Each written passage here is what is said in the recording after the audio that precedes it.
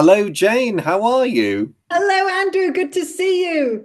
And hello, everybody. Welcome back for this is going to be exciting. It's our very last recording of 2024. Woo! And I And, don't mean that woo in a sense of, oh, thank God that's over. it's, and we are no, feeling it's very festive. We are feeling very, very festive. yes, absolutely. Got my Christmas tree right next to me so that I can have a keep an eye on just feel the Christmas spirit and all the rest of it. Which brings me very nicely on to our choice of film, and we hit on this one very easily, didn't we, Jane? It's got Christmas, it's got 40s nostalgia, and It's a Wonderful Life.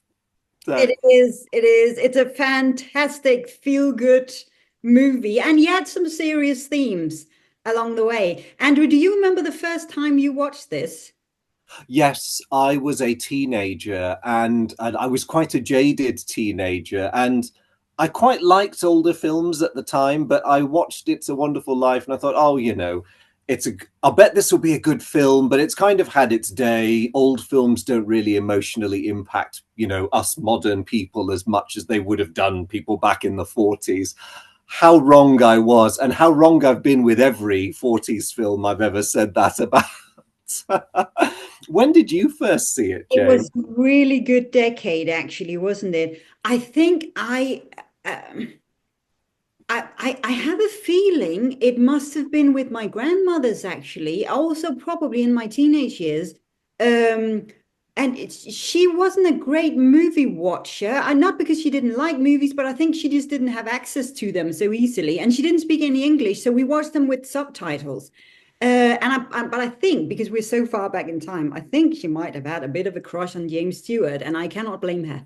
So maybe that was part of it. But it was a lovely, lovely, lovely family Christmas movie.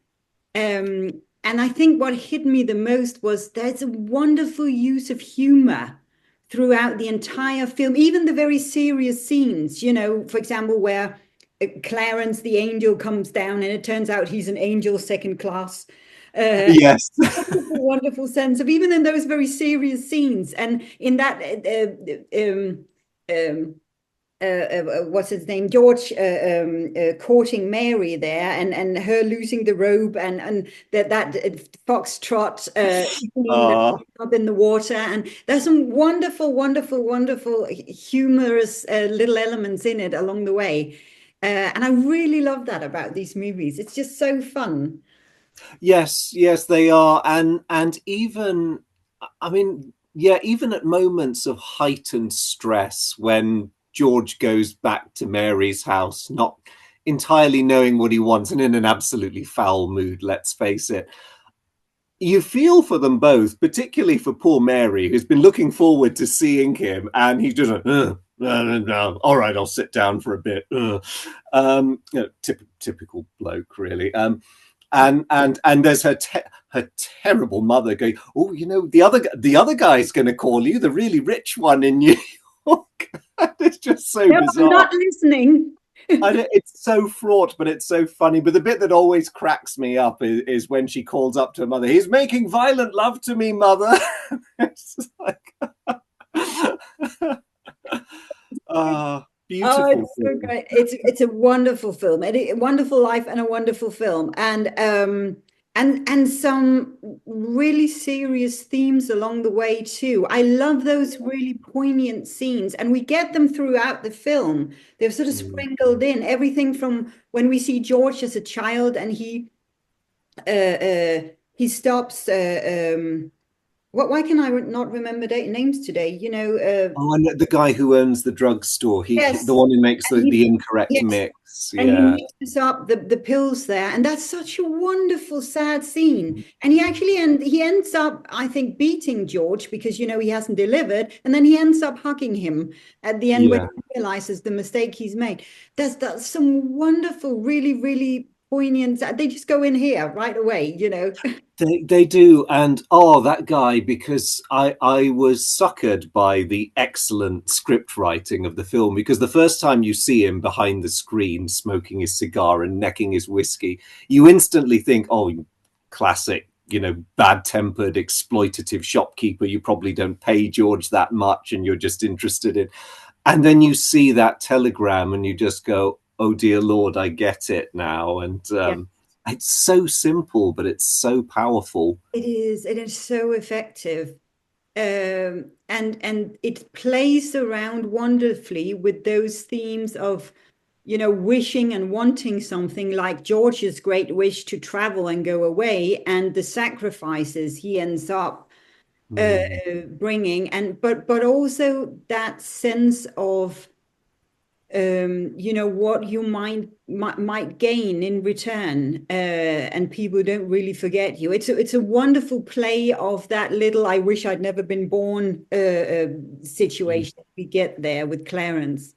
Yeah, yeah, and it is wonderfully done. I mean, one scene that stays with me a lot is, there's that brief chat before the dance where a very young George is talking to his dad, and Yes. he's got the greatest respect for his dad, but he also feels his dad has spent his life scratching away and not achieving much. And as you say, he's got all his dreams. He wants to do this. He wants to go places.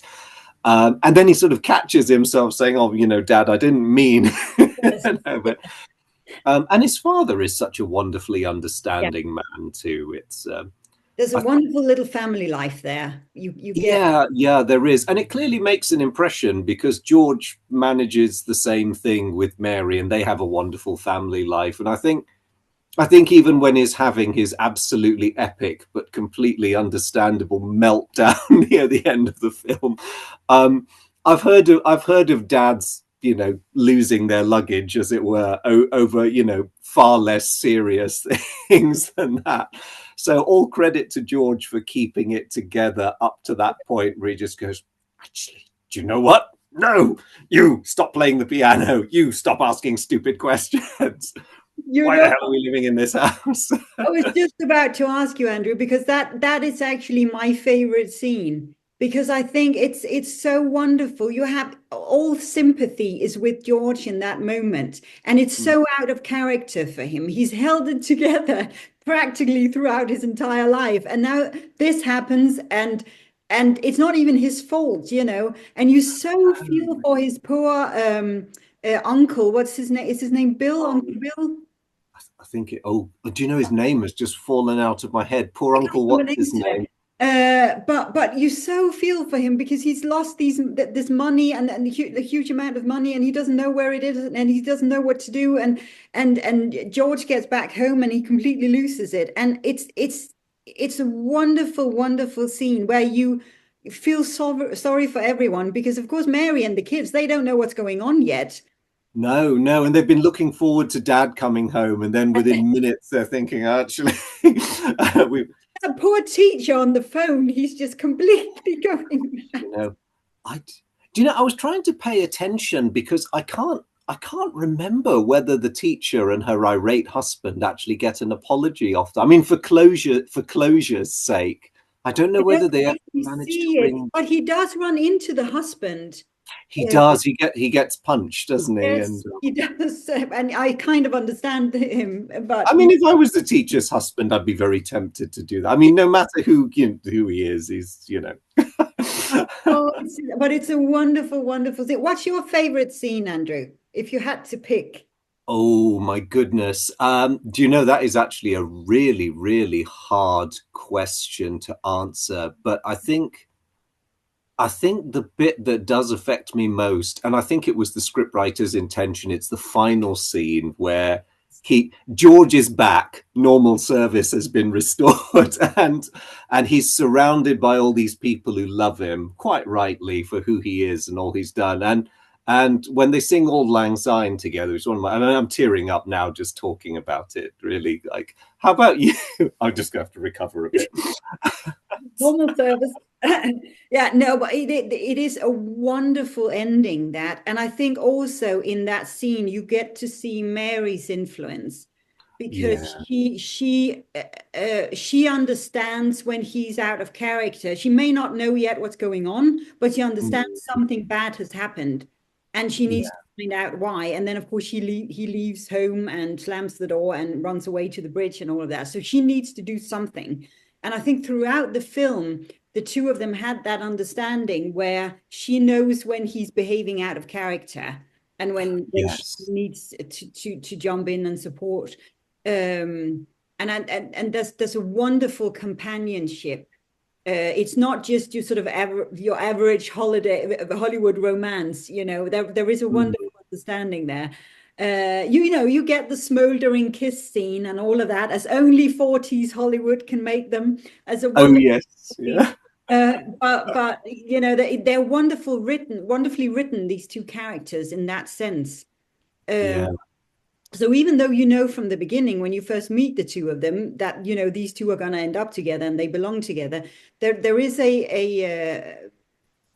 there is an understanding of why that needs to happen so early on in the film. Normally our hero wins the girl towards the end, but there is a need for her in his life already, from the very beginning, more or less, or from a very young age. And I think that's wonderfully done. And then we get the entire story of that old house and making wishes and all of that.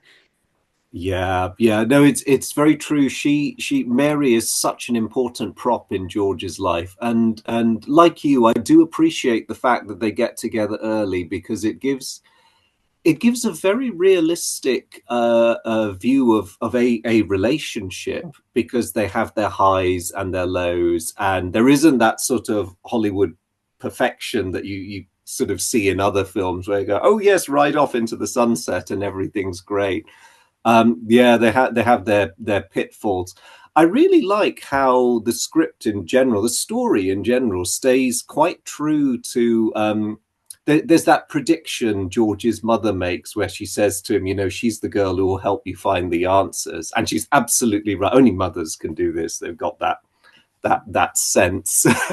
Yes, and it is so true because, as you said, Mary knows George so well. She may not understand the situation, but she knows what she's going to do. And I find it very significant that there's two halves to George's salvation in a sense. One, of course, is Angel second class Clarence doing his thing.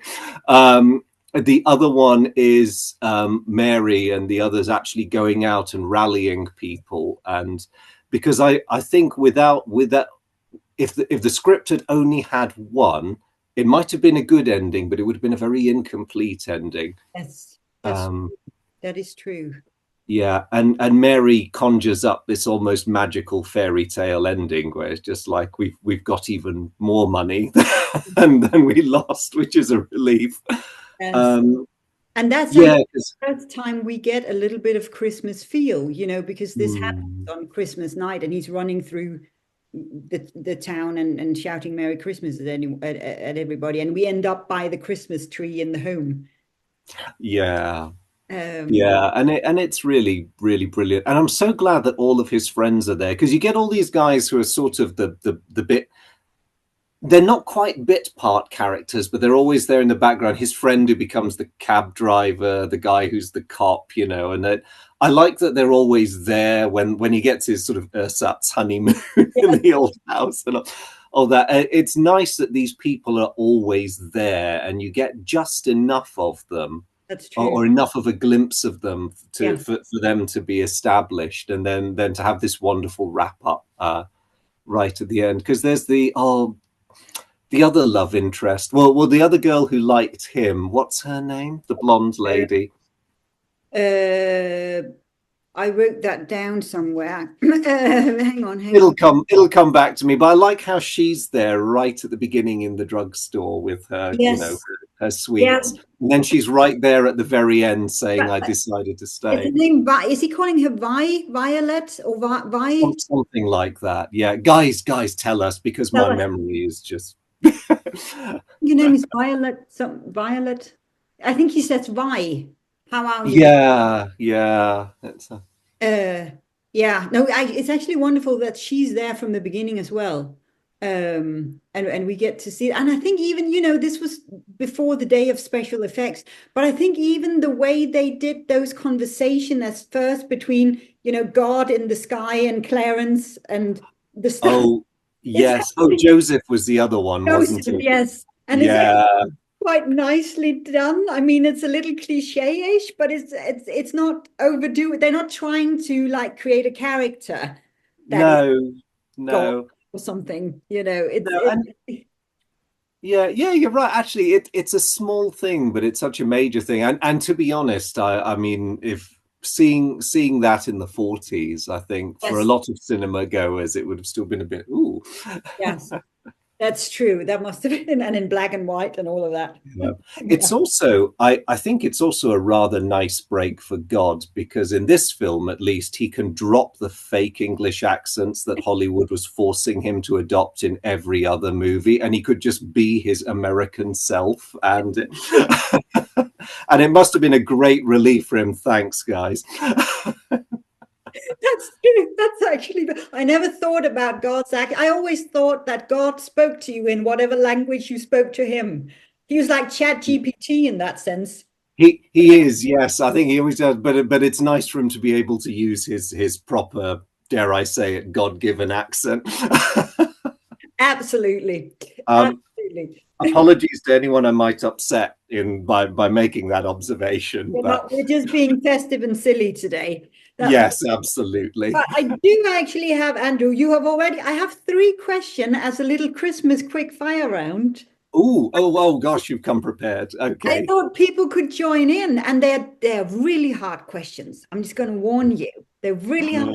But I thought the first one you have already answered in what's your favorite scene. So guys, let us know what is your favorite scene and why. Please let us know. It would be wonderful to hear what you made of this film. Um, and then I have one for you, Andrew. What's the most Christmas miracle part of the movie for you?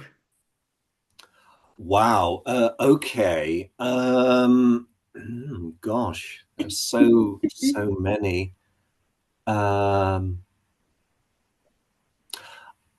I think the most Christmas miracle, and because that's an important word you use there, is the one thing that no human agency could have given George, and that's the remarkable journey, if a bit traumatic, that Clarence takes him on, where he sees this world where he never existed. Oh, And that's although the point. yeah, and although it's painful, so much good comes out of it. Yes. So that's my quick answer to the quick fire round. But Jane, same question. I'll turn it round. That was actually an annoyingly brilliant reply. That was really, really good. Okay, that's my last bit of brilliance done for this year. See, you know, that's the climax of the entire film, isn't it? That he gets to realize what the world would have been like.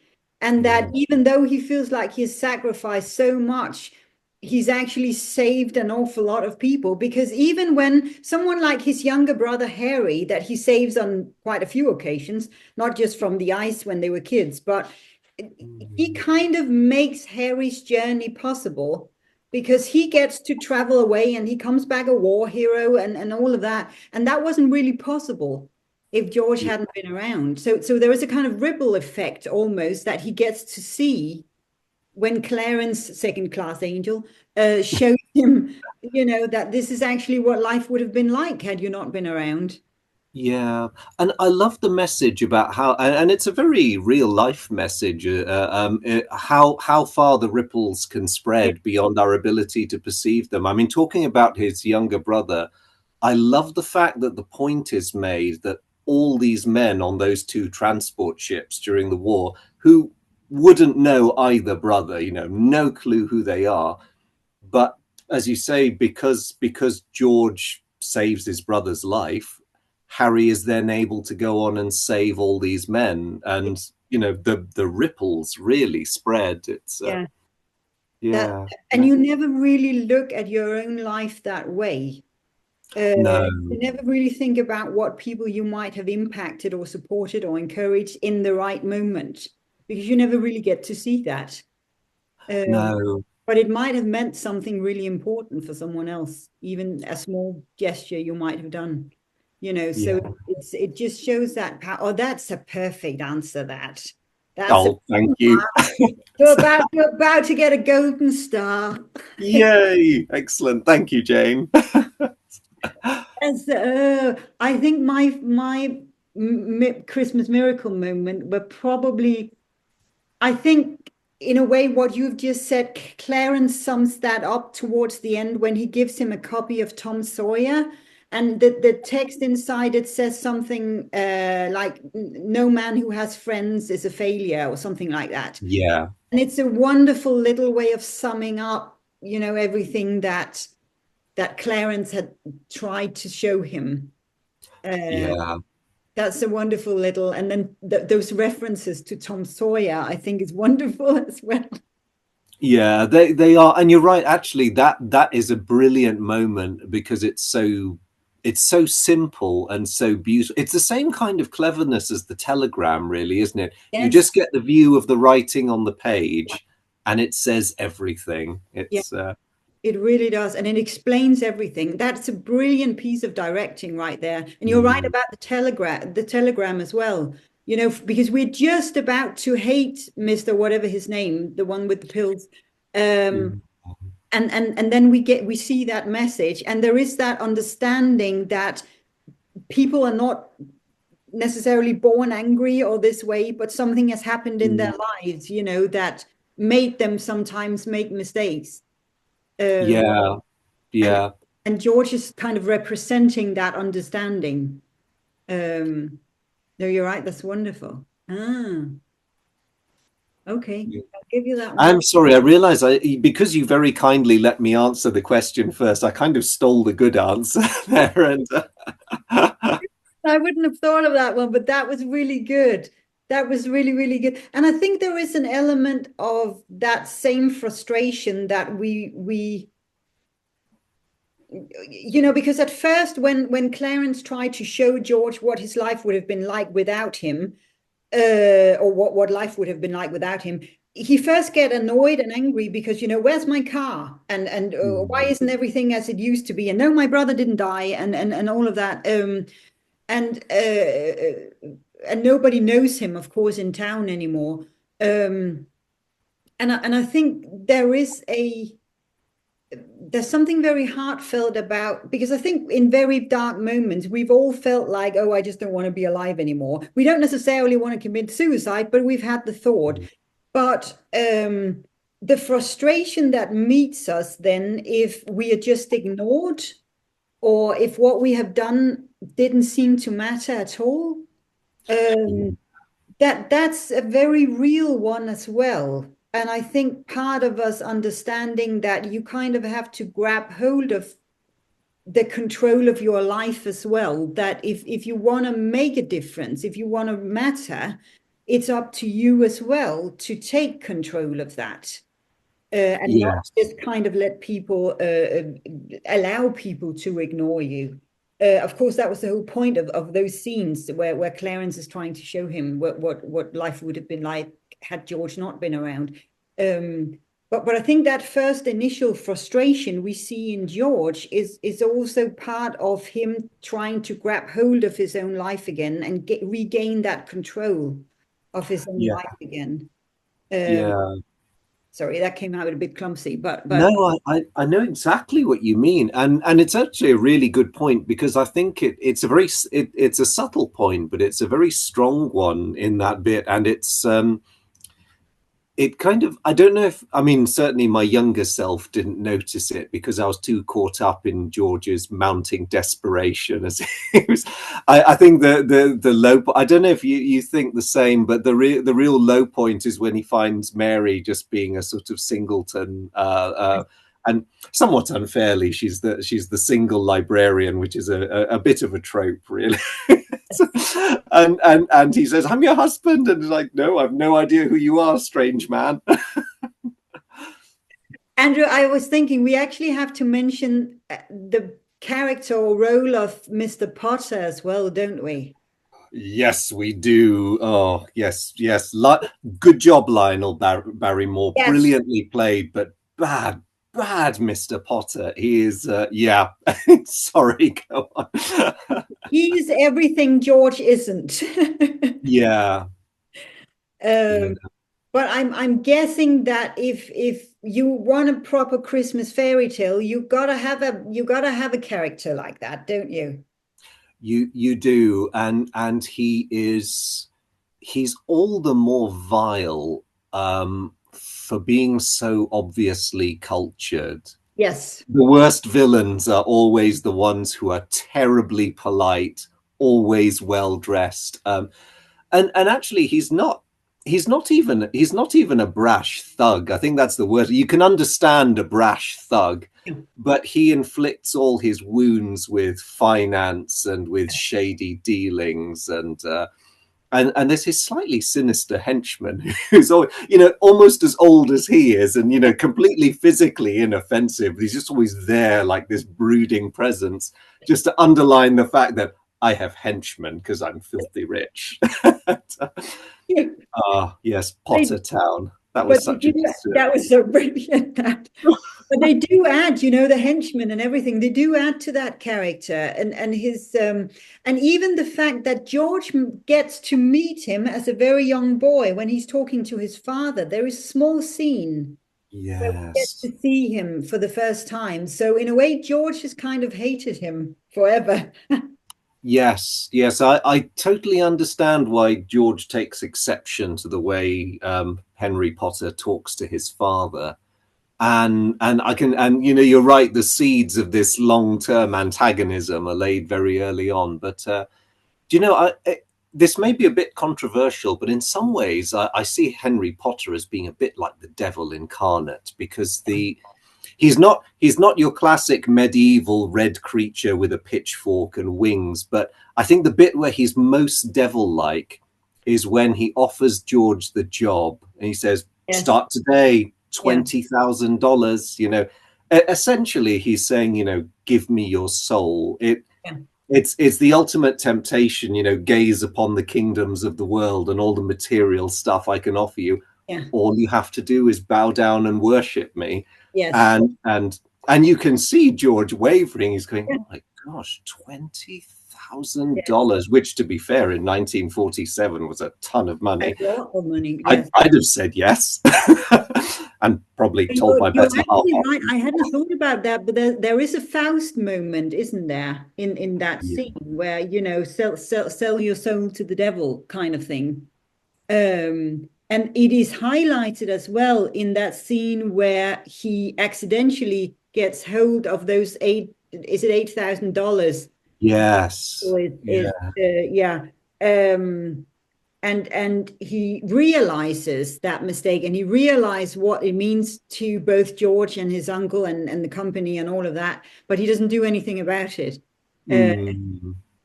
and there is, I was actually thinking when I first watched are we going to get a moment with Mr. Potter where we get an explanation like the telegram and the son died, or is there going to be Mm. some form of explanation around why he's like this?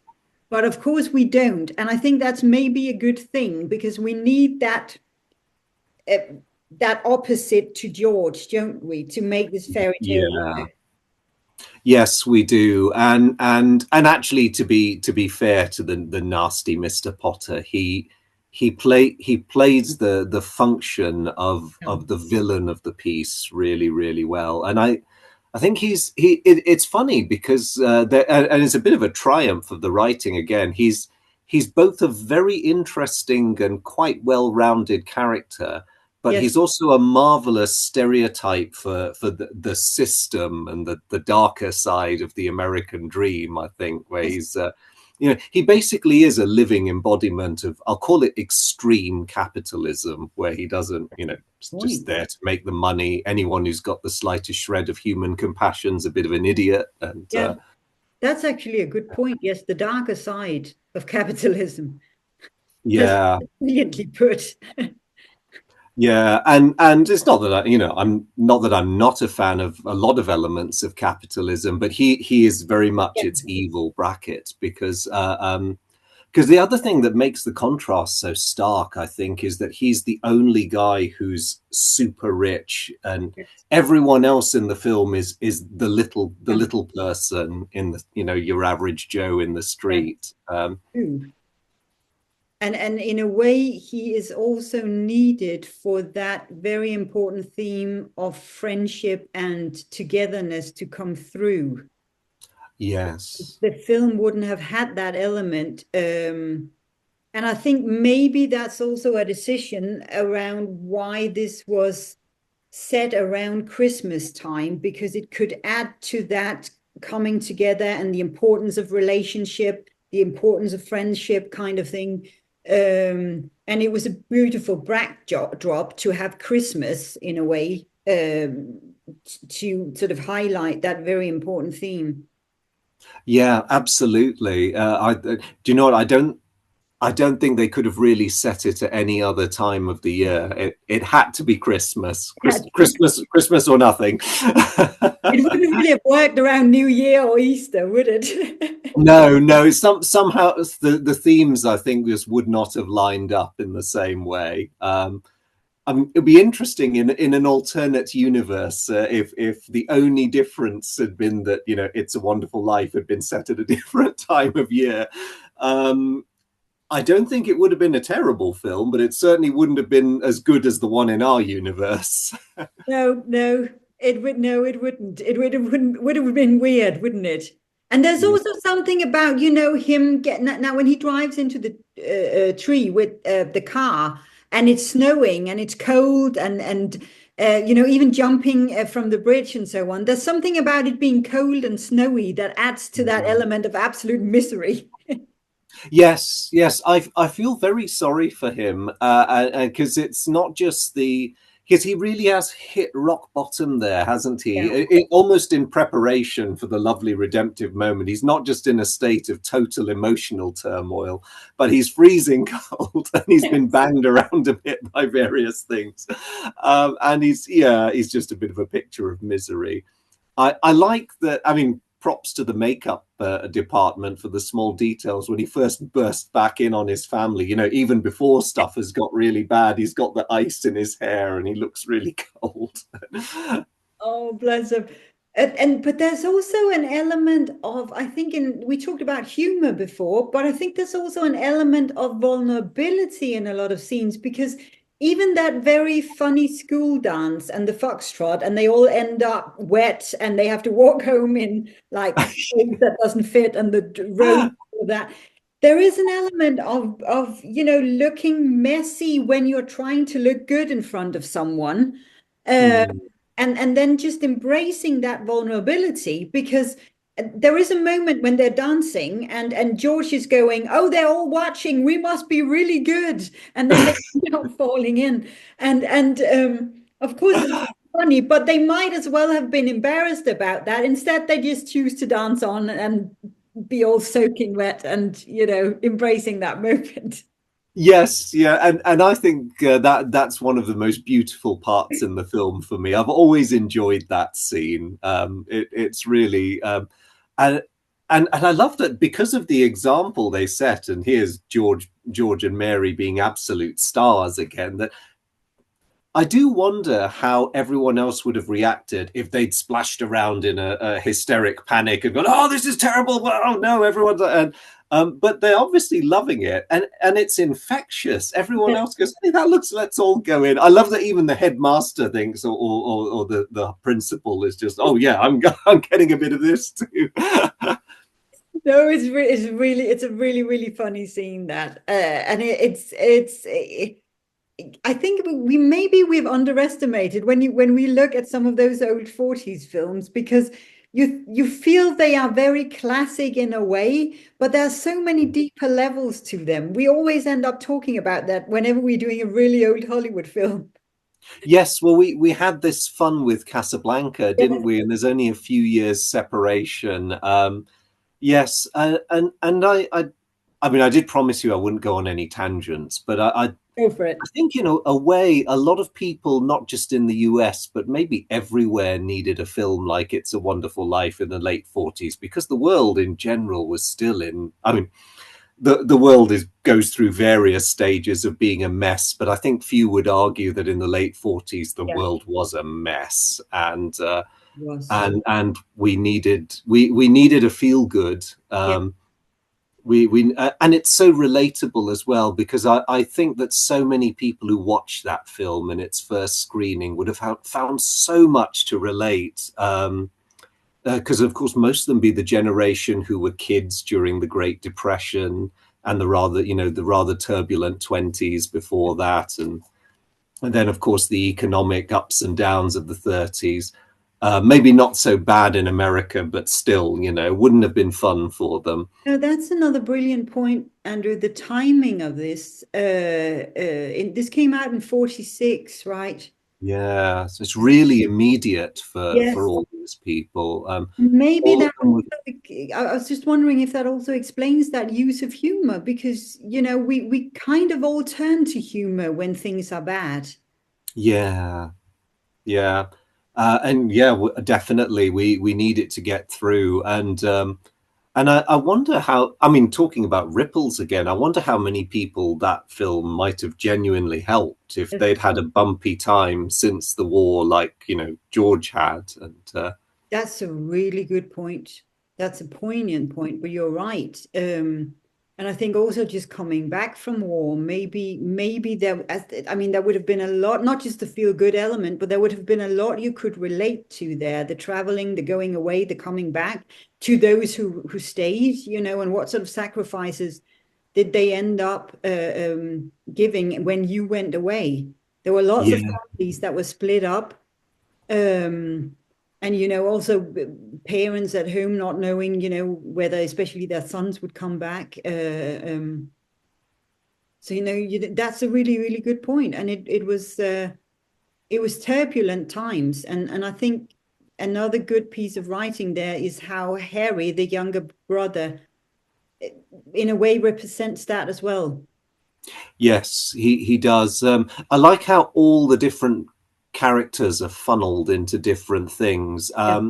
and it's great at a time when people, a lot of focus, understandably, was on the people who'd been at the front lines, and of course Harry. There's going to be a big parade in town for Harry and all the rest of it. Um, I think it was very clever that because of the ear injury, George Yeah. ends up never serving on the front lines, but he does this very unsung job. Yes. Very vital though. No one at the time, I think, would have called the guys who went round collecting scrap and organizing other I'll call it back of house logistical duties. They were heroes in their very special way, but they weren't recognized as such, even though people couldn't have done without them. And so it's nice that George gets to be representative of those people, Yeah. and just to remind everyone that yes, quite rightly, we're celebrating one type of Yeah. hero, but there's another type of hero as well. True. True. Wonderful point. Andrew, I have one question left. Oh gosh, so yeah.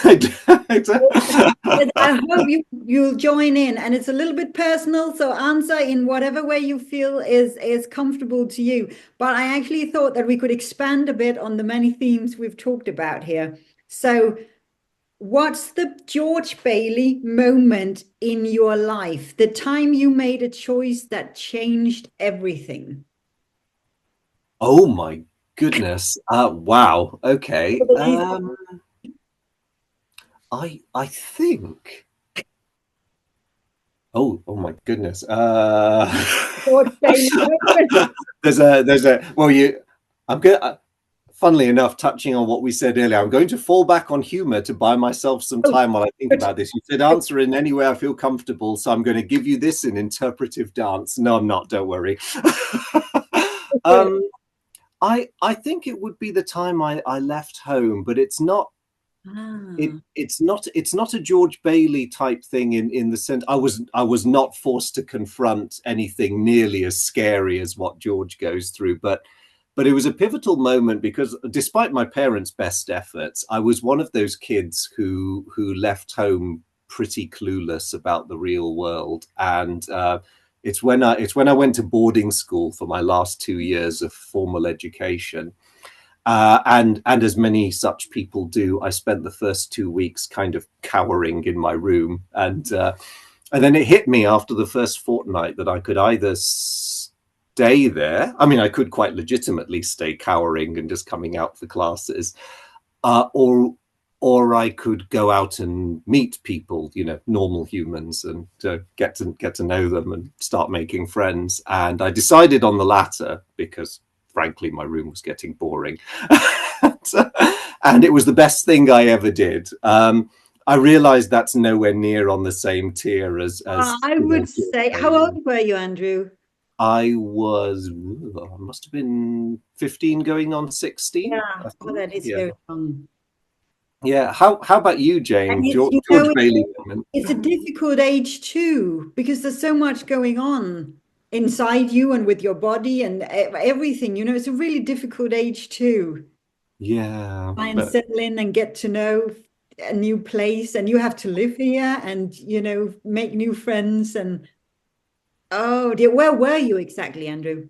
I was in a really, really lovely school called St. Bede's in the middle of a really, really beautiful part of Sussex. So, very little to complain about. Like I say, this is nowhere near a George Bailey level of Oh, trauma. I think it's close. Right. Yeah, and so it was really just more. I think the only way in which it can equate to what he goes through is it's a new perspective and it results in a sort of change of course. But of course with my turn being slightly shallower than his. Oh, I don't know about that. And it it is it is life changing, but it's also a change of your course, because it kind of determines where you're going from there, isn't it? You might say it's just a school, but in a Mm, way it isn't. It's you being away for the first time and trying to actually be your own person.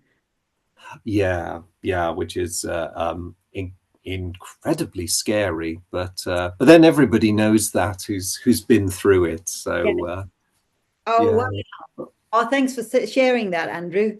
That was Oh, really no. But what's yours, Jane? What's your my George Bailey moment. I think it happened later in life, but I think probably when I moved abroad, because that was a big step. I moved from Denmark to Scotland first, and then from Scotland to London.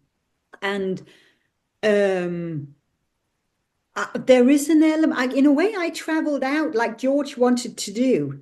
And there is an element of adventure about that. And it's also with really sweaty palms and, shaky knees and all of that.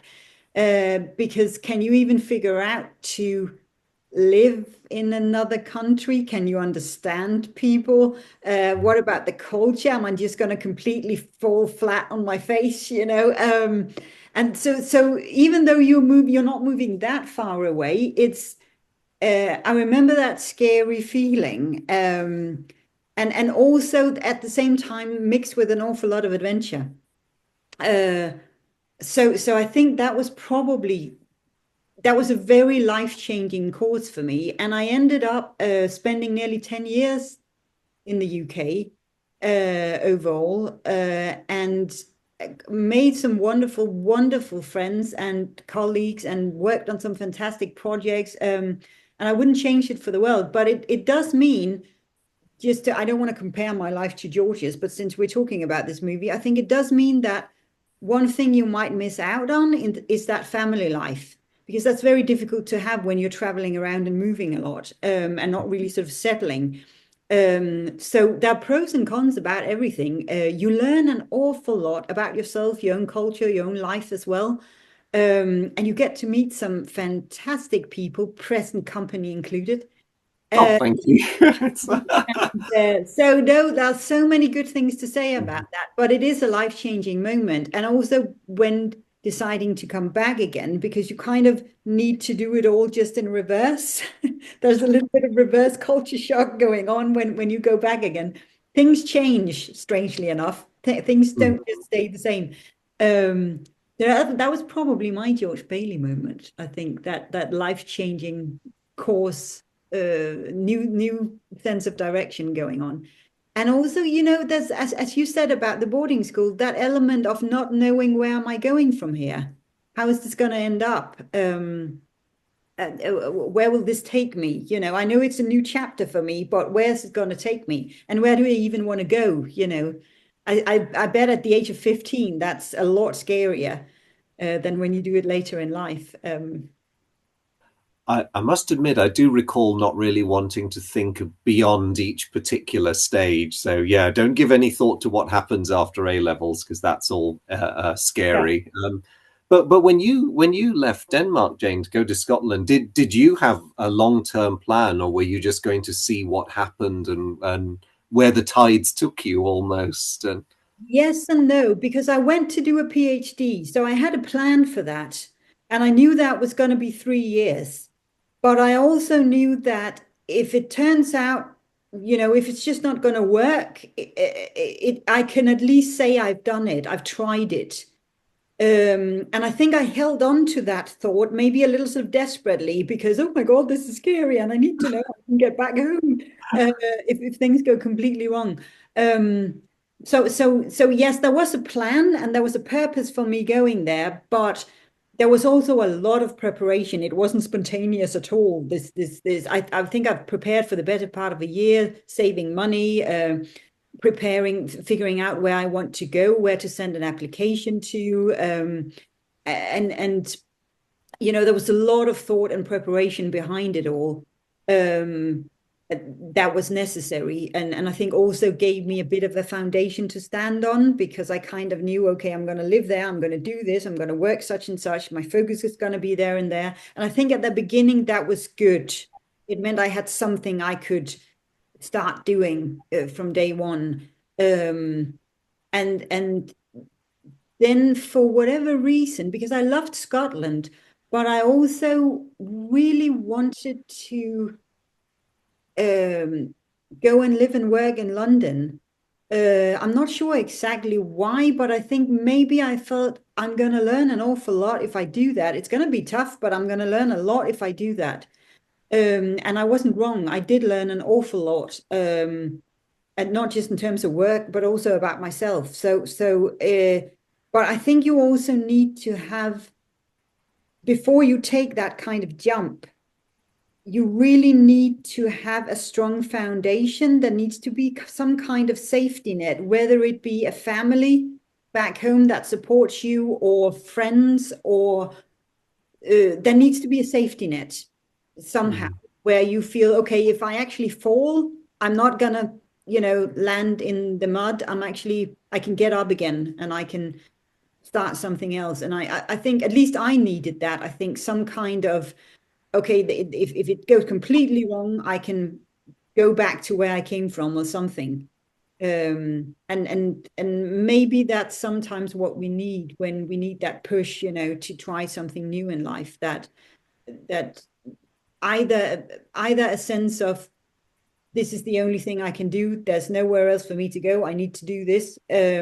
Or I might as well jump from the bridge like George, or or that feeling of, okay, I really want to try this, but if I fall, something is going to catch me. mm.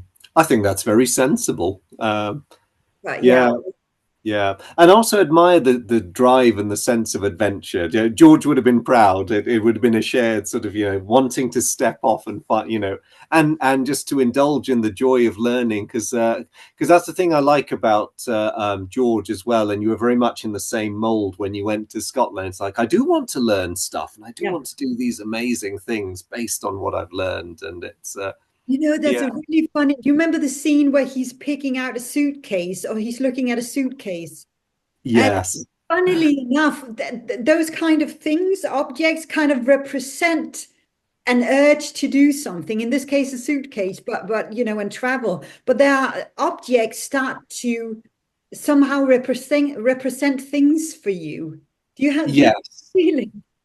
Yeah, yeah. And I love the ambitions. I want it big enough that I can have all my destination stickers on it. Like, yeah, you go, George. That's an awesome dream to have.